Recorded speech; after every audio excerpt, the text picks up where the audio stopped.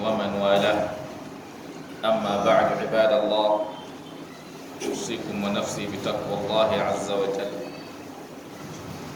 My brothers and sisters, indeed, inshallah, in today's sermon we will be looking at one of the teachings of the Messenger sallallahu alaihi wasallam in a hadith transmitted by Imam Muslim. In that hadith, the Messenger sallallahu alaihi wasallam was guiding us regarding how we are supposed to consider the world. In that noble hadith, the Messenger sallallahu alaihi wasallam saying that kun fi dunya ka'annaka gharibun aw 'abiri sabil. Kun fi dunya ka'annaka gharib aw 'abiri sabil. The Messenger sallallahu alaihi wasallam in this noble hadith is saying to us that we should be in this world. It is kun fi dunya, be in the world, ka'annaka gharib, like a stranger, aw 'abiri sabil, or someone crossing the road.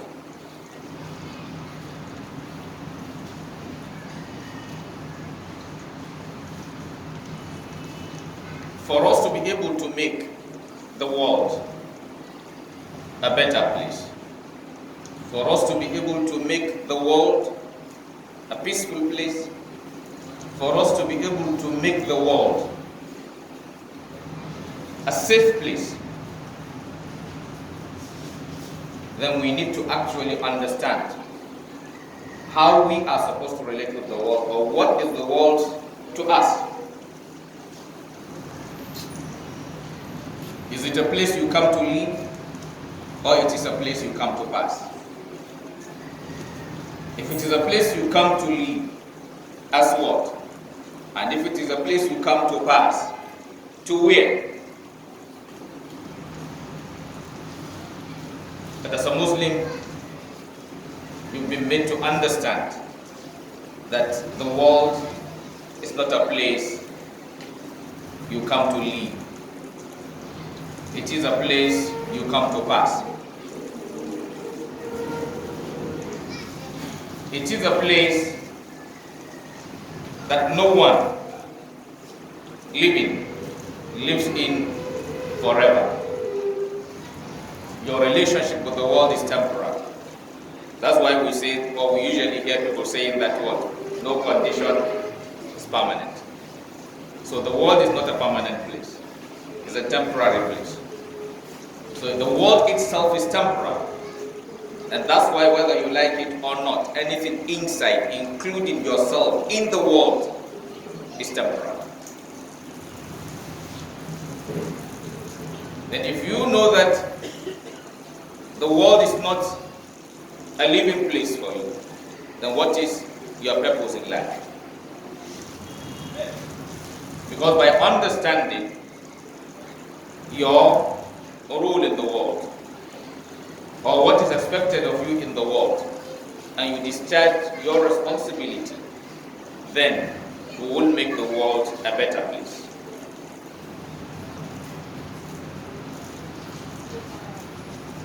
So in this hadith, the Messenger sallallahu alaihi wasallam is clearly and categorically telling us that we should live in the world considering ourselves as strangers.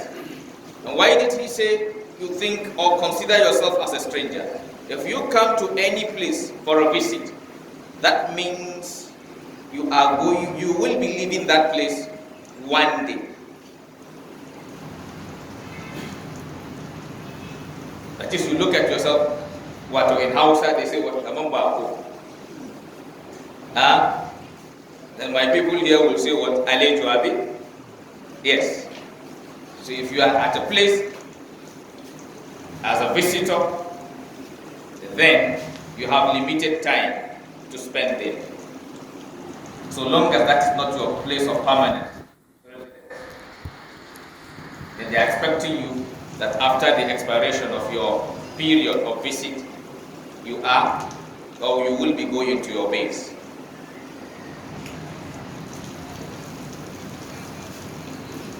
And if you want to be happy, where you come as a visitor or as a stranger, you too also need to what? Take care of yourself. You compose yourself. Because your behavior there too will have connection with your what? With your happiness. Because if you behave well, they will treat you well. If you misbehave, they what? They treat you badly. Like we are seeing in our world today. So we did not come to live in the world. We come to pass. Just like somebody, when you are on the road, you are not staying on the road. You are just crossing the road.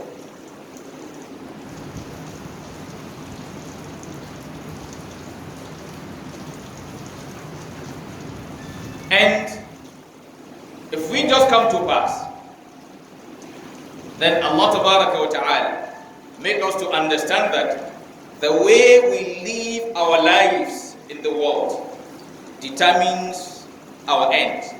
That is where you will go to. Whether it is road after crossing the road, where you will land. Your action determines, or your kind of lifestyle while in the world determines where you will end.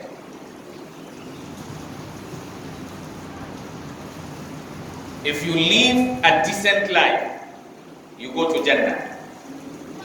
And if you live an indecent life, you go to hell. And what we mean by decent life, it is a life which you live that makes the world or makes those around you happy, makes those around you safe, make those around you more righteous. That is your impact in the world brings good, not the other way around. If your own lifestyle is such that it makes the world unbearable, it makes the world unsafe, it makes the world, uncomfortable, then you will also end in hell. That is an uncomfortable place. So if your lifestyle is such that it makes the world comfortable, then you will have a comfortable end. If your lifestyle is a lifestyle that makes the world uncomfortable, then you will also have an uncomfortable end. I know it will sound strange to some of us. Because if you look at Islam, I usually tell us from time to time, when you pick your Quran is not guiding you, or it's not telling you what to do in the hereafter. No, the Quran is not telling you what to do after death. The Quran is telling you what to do in this world. It's designing a comfortable life for you. The Quran teaches you justice here, so that in the hereafter, when you bring justice in this world, there will be peace. And because of that, you will have what? Jannah. Quran teaches you kindness. Where? In this world. And Allah will reward you for that kindness in the hereafter. Quran teaches you to pay back evil with good. Good with what?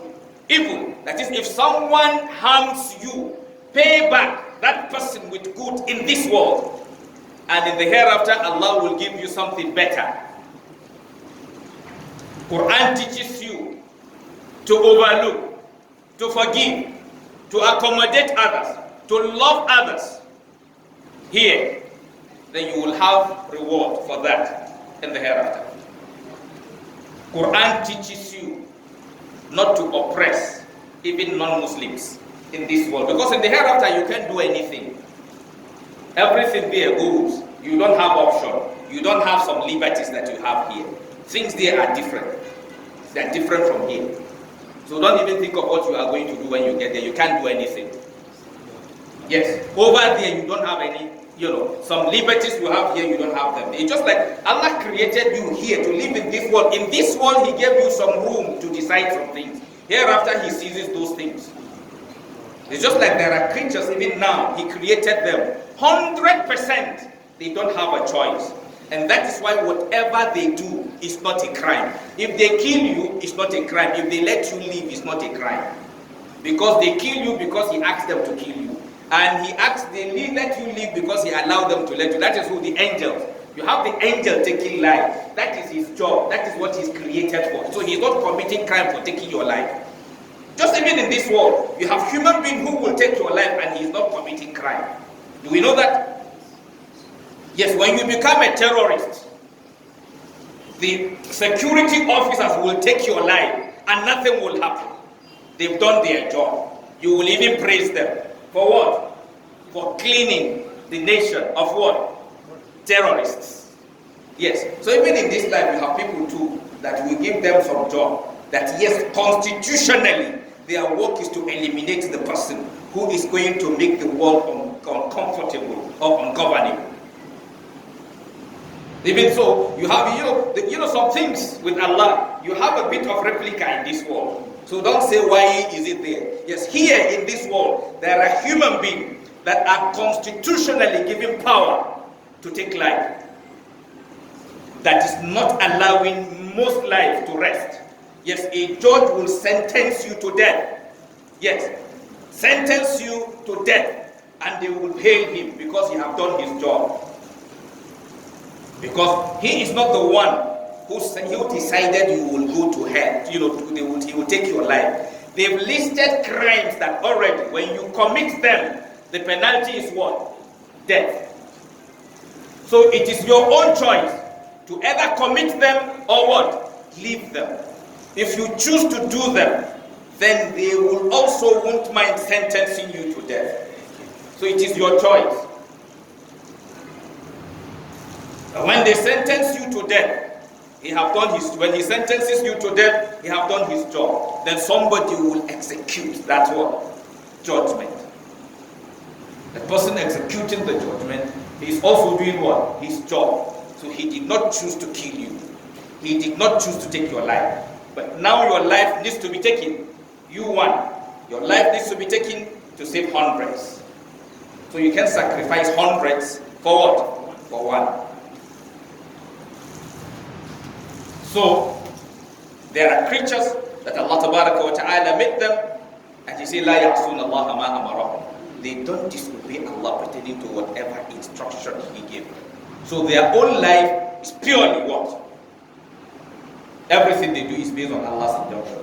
Your own life as a human being, He controls something. Even you, there are things He controls that He doesn't give you any choice. When the time comes, it will go the way He wants. You can't do anything. When your time comes to die, whether you like it or not, you will die. He didn't give you choice there, and that's why there's nothing you can do. Yes, He chose you, He decided, or He destined that you will be a Nigerian. So you became a Nigerian. There's nothing you can do. It's not your decision. Oh, He chose your father and your mother. As a child, when they are giving back to you, your father and your mother, you are not having any role in deciding who your father becomes or mother becomes. It's a decision taken outside your own influence. So you see, you don't have a choice. So there are things He too didn't give you a choice. And that's why the one He did not give you a choice, so even if something goes wrong there, it's not your fault, so you are not going to be accountable. He holds you for what you are responsible for. So my brothers and sisters indeed. So we need to understand that the world is not a living place. That is why intelligent people who understood this, then a scholar put it in a poem. He's saying what? La dar. He said, Inna lillahi ibadun futana. طلقوا الدنيا وخافوا الفتنة نظروا فيها فلما علموا أنها ليست لحي وطنا جعلوها لجة واتخذوا صالح الأعمال فيها سفنا. So he says, Inna lillahi ibadun futana. Certainly Allah Tabaraka wa Ta'ala, Allah the Exalted, have some servants that are smart, that are clever. What are their qualities? He said, طَلَّقُ الدُّنْيَا, they divorced the world. وَخَافُوا الْفِتَنَةِ, and they fear calamity. They fear problem. They fear tests. That is the world. It's a test. It's a testing ground. Whether how righteous you will be or unrighteous you will be. It's a place of problem.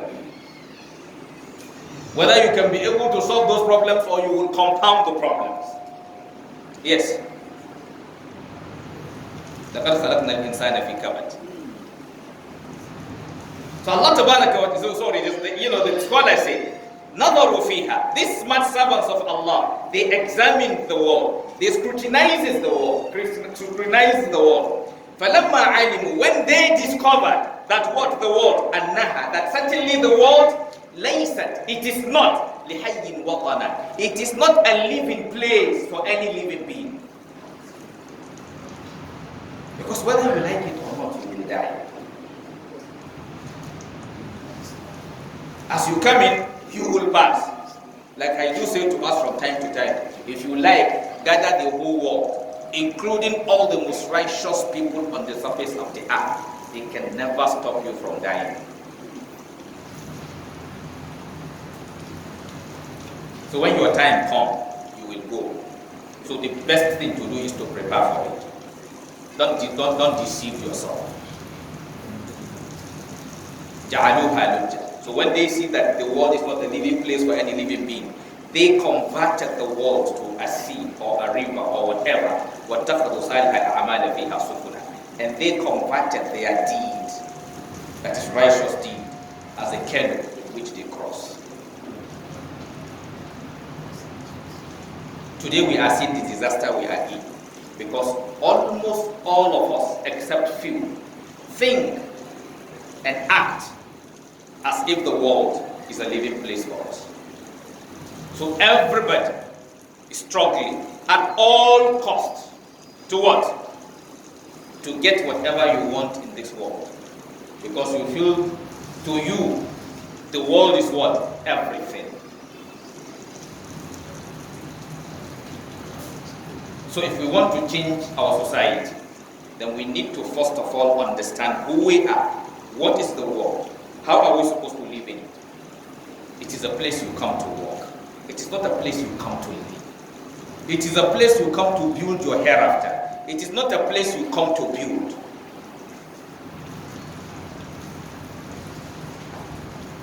You disturb yourself today. The house you disturb yourself building, thinking you build something that what? It's one in town. I mean, yes, your child will come and you demolish that house and build another one, because that is old what? Fashion. Yes. That's old fashion. It doesn't go with their own time. That's the lie. That's the lie. So if we want to have a better world, then we need to change our mindset about the world. Yes, it is good to enjoy life, but you can never enjoy life if you don't live your life according to the design of the owner and the maker of the world. He is the wisest of all. If he is the wisest of all, then no one can plan for you like him. No one can plan for you like him. And the way he programmed the world, those who can make the world a better place, a safer place, are those who live their life in the world according to his teachings. Because his guidelines or his teachings to you in this world are things to make your world a better place. That's all. And then in the hereafter, you will get the reward of making the world a better place. That is why the Prophet he is today considered as one of what? The most influential persons in history. That is the most influential personality or person in history. because he have made serious impact in the world. Yes, today people are still talking about right of women related to inheritance, right? Yes, go to the Quran. He solved that before they even begin to think about it. Yes, you talk about maybe there's nothing you will want to discuss that Islam does not have a better, better guideline or better judgment for you, because it is a teaching that is meant to give consideration to everybody. Everybody is putting into consideration, but anything which is not Allah's own, the flaws in will be a lot. You can't count them, because you will make one decision today, then tomorrow you will discover that some things are wrong because there are information that are missing in your thinking. Sometimes you go wrong, not deliberate. Yes, your knowledge is limited, so you talk within your knowledge. But Allah has knowledge of everything. So when He is talking today, He is considering from the beginning of that time, even before that time, until the end of the time. So He has details of everything. And not just even having details. That's the difference between Allah and also you. He has those details, and He is the one deciding those details. I want us to balance this. Yes, if you will be rich in the next 10 years, He knows in the next 10 years you will be rich, and He is the one to give you the wealth. So issue of saying he have thought of it and it won't happen doesn't arise. He knows you will have, and He is the one who has the power to give. So He is the one giving you, and He's the one who decided that 10 years, not another person. But yes, if anybody promised you something in the next 4 years, no guarantee, because He is not the one in controlling of the days. So He may promise you to give you something in the next 4 years. He may not even reach the end of this year. But if Allah wants to give you something in the next 4 years, yes, He have decided He will give you the next 4 years. He will preserve you till that next 4 years, and He will hand you something to you in the next 4 years. So He is the one doing it. He is the one. He is the one who decided the 10 years. He is the one who decided it is you, and He's the one who is going to give you. So there will be no problem. You are rest assured. So even if I promise you that I will give you 20,000, maybe if I have, well, after the khutbah, meet me in the office. Maybe I may not finish the khutbah. Yes, because people have died giving lectures. Yes. So I may not finish the khutbah. Because I cannot tell you when I will die. I don't know when. Yes. You may think it's short. Second finish. 1 second. There's somebody talking, you see him down. 1 second. It's even too far. Yes. That is it. So my brothers and sisters in need, let us always remember that here Allah is judging us by how we live our lives. And how you live your life have impact on your safety, has impact on your happiness, has impact on the way the world looks, and also has impact on other people. May Allah Ta'ala, put us among those who will always remember that yes, this world is not a living place for us. It is a place we come to live. It is a place we come to pass. It is a place we come to do or to build our hereafter. May Allah Ta'ala make it easy for us to build Jannah for ourselves, not hell. أقول ما تسمعون وأستغفر الله العظيم الجليل لي ولكم ولسائر المسلمين من كل ذنب وخطيئة فاستغفروه إنه هو الغفور الرحيم.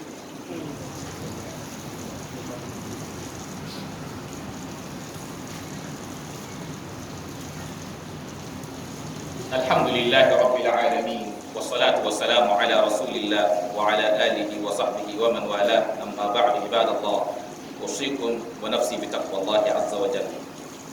My brothers and sisters indeed, when we talk about building your hereafter, we shouldn't think that building your hereafter or building Jannah for yourself, inshallah, if Allah make it easy for you, It's not about what you do in the mosque alone or how you recite the Quran. We must understand that everybody, Allah have given him opportunity to Jannah wherever he finds himself. Like I said, where if the Imam is able to go to Jannah by guiding people onto the path of Islam, you must also understand that as a politician, your politics can also take you to Jannah. Our paths to Jannah are not the same. Maybe the other person he said through imamship. Your own is through politics. Your own is through civil service. Your own is through the market. Your own is through the bank. Your own is through driving. Your own. Count anything. All the things we do are path to Jannah. They are at the same time path to hell. So don't think because somebody is imam, it is a guarantee for paradise. No. It is how he acts or he lives as an imam that guarantees Jannah or guarantees hell for him. Yes, an imam can go to hell because of that position. If he did not discharge the obligation of that or responsibility of that position righteously. So imam can take you to hell. Imam can take you to what? Jannah. Yes, if a politician performs his politics or political responsibility with the fear of Allah, he can also go to Jannah. Because by doing what he's supposed to do, he is doing what Allah commanded him. He is serving Allah. If as a police officer or as an army officer, that police uniform is path to Jannah. It's your own way of worship. Because, like I just said to us, don't think there is a second of your life that belongs to you. Every second of your life belongs to Allah. He is going to count every paper you sign. You are going to be accountable for any signature you put on any paper. Yes. If you are driving on the road, I usually give us example. Yet if you eat your gala, you can have reward. You can have your sin. If you finish eating your gala and you added work unnecessarily to the person sweeping the street, that can take you to hell. Yes. You finish eating your gala, you did not look for a decent place to throw the paper. You finish the gala, the person finished sweeping the road, and you drop the paper of what? The gala on the road. You see, the person finished cleaning the road. He swept the place. Somebody is coming to supervise him. He cleaned the place, and you now make someone to feel he did not do his job because somebody came to meet some rubbish at the place he has cleaned already. You've suffered someone. There are things we don't used to think. That is what distinguishes Islam from any other way. Islam is about your life generally.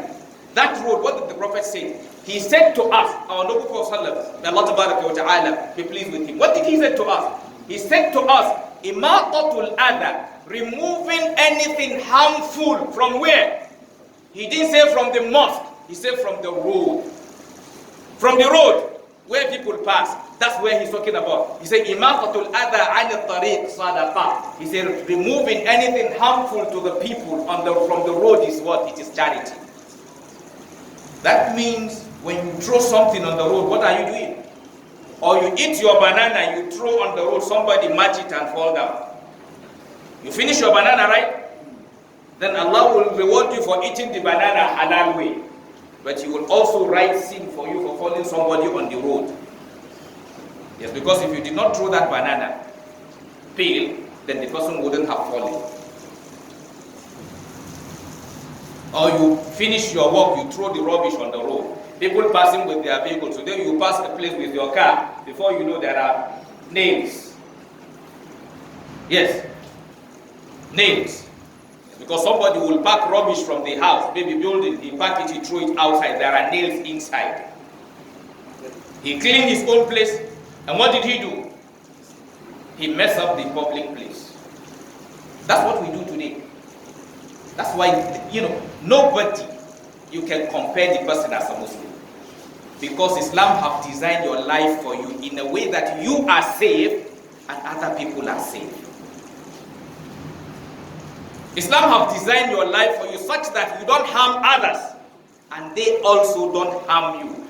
Others are protected from your evil, and you are also protected from other people's evil. That's Islam. You see, la darar wa la dirar. Yes. How I wish we can have such kind of world. And we can only have it the day we decide to accept or to submit ourselves to our Maker. So like I do say to us, each and every one of us, within your own circle, ask yourself whether your behavior in your circle will lead you to Jannah. Like I said, you may pray more than anybody, but your work can be the reason why Allah will put you in hell. And your work may be the reason why Allah will put you where? In Jannah. So path to Jannah is not only in Salah. Path to Jannah is in Salah, is in civil service, is in market. When you pick the Quran, you see that it talks about everybody. Like now, if you are in the market, you cheat. Allah told you to. He say, "Wailul lil mutaffifin." And that verse is for you. It's not for the for the other person doing another thing. He say, "Wailul lil mutaffifin, alladhina idha iktalu 'ala an-nasi yastawfun, wa idha kaluhum aw wazanuhum yukhsirun. Ala yadhunnu ulaika annahum mab'uthuna li yawmin 'azim." It is those in the market Allah is talking to. He said, "Woe unto those who reduce scale when they measure." Who reduce scale? He didn't say those who are not praying well. Alladhina idha iktalu, he said when they measure from people, when he go to buy as a seller, as a businessman, he will complete his own. But when he is now measuring to another person buying, what happens? He reduces it. Then you know the question Allah asked them. Allah now said, don't those ones think that they are going to be resurrected for that great day? So when you are in the market, you must understand that you are on the path of Jannah or path of hell. So all of us, our path leads to same place. It's either Jannah or lead to hell. So some people, like I say, some people are inside the market, but their Jannah may be higher than the Jannah of some imams from the market. So don't worry about what you are doing. All you need is what? Be conscious of Allah in what you do. It can lead you to where we cannot all become the same. If we all become imams, we will suffer. And if all of us become business, in the market, what happens? We will suffer. If all of us become politicians, we will suffer. So Allah divide us. So you take care of this take care of this take care of this, and it is ibadah. Allah tabaraka wa ta'ala make it easy for us to be able to serve Him, in the best way. ربنا آتنا في الدنيا حسنة وفي الآخرة حسنة وقنا عذاب النار. اللهم أصلح أئمتنا وولاة أمورنا واجعلهم في من خافك واتقاك يا رب العالمين. اللهم اكلنا في مقامنا هذا ذنبا الا غفرت ولا هما الا فرجت ولا كربا الا نقصت ولا دينا الا قضيت ولا عسيرا الا يسرت ولا عدوا الا خذلت ولا مبتلا الا عافيت ولا ميتا الا رحمت ولا حاجه من حوائج الدنيا والاخره هي لك رضا ولنا فيها صلاح الا عنتنا على قضائها وصدها الراحمين. عباد الله إن الله يأمر بالعدل والإحسان وإيتاء ذي القربى وينهى عن الفحشاء والمنكر والبغي يعظكم لعلكم تذكرون. اذكروا الله العظيم الجليل يذكركم واشكروه على آلائه ونعمه يزدكم ولذكر الله أكبر والله يعلم ما تنفقون. الله